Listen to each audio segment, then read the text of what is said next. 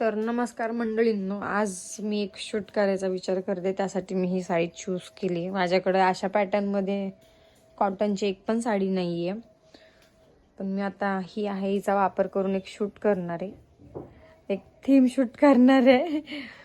बघू कसं होतंय आता शूट.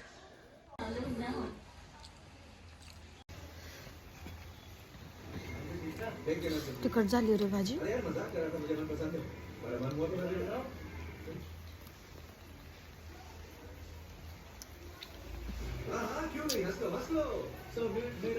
शूट करताना पण तुला मध्ये मध्ये यायचं असतं का?